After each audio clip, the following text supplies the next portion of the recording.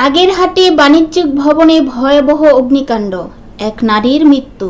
বাগেরহাট থেকে এইচ নান্টুর রিপোর্টে বিস্তারিত। বাগেরহাটের চিতলমারীতে মাইশা টাওয়ার নামের একটি ভবনে ভয়াবহ অগ্নিকাণ্ডের ঘটনা ঘটেছে। আগুনে এক নারীর মৃত্যু হয়েছে। সোমবার সকাল 10টার দিকে চিতলমারী উপজেলা সদরে এই অগ্নিকাণ্ডের ঘটনা ঘটে। খবর পেয়ে ফায়ার সার্ভিস, স্থানীয় বাসিন্দা, সেনাবাহিনীর সদস্যরা অগ্নি নির্বাপন ও উদ্ধার কাজে অংশ নেন। উদ্ধার কাজে অংশ নিয়ে অনিক নামের এক ফায়ার সার্ভিস সদস্য আহত হয়েছেন।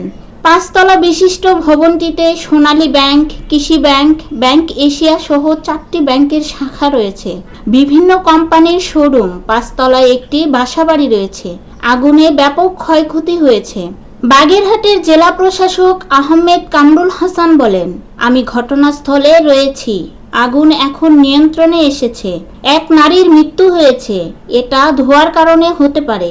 আগুন নির্বাপন ও উদ্ধার কাজে সেনাবাহিনী, পুলিশ, ফায়ার সার্ভিস ও স্থানীয় বাসিন্দারা কাজ করছে।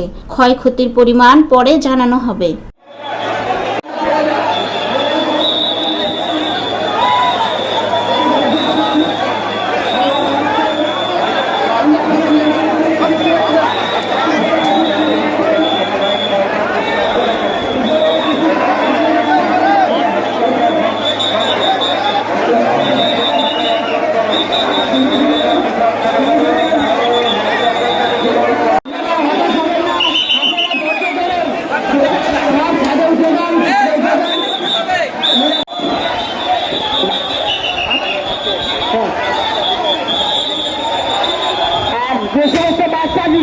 এটা তো আসলে ওই মুহূর্তে কাজ করেছি আমরা আমরা আমরা বেশ কিছু মানুষ উদ্ধার করেছি। এখন আমরা এটা গ্রহণ করি না। এখন এখন আগুন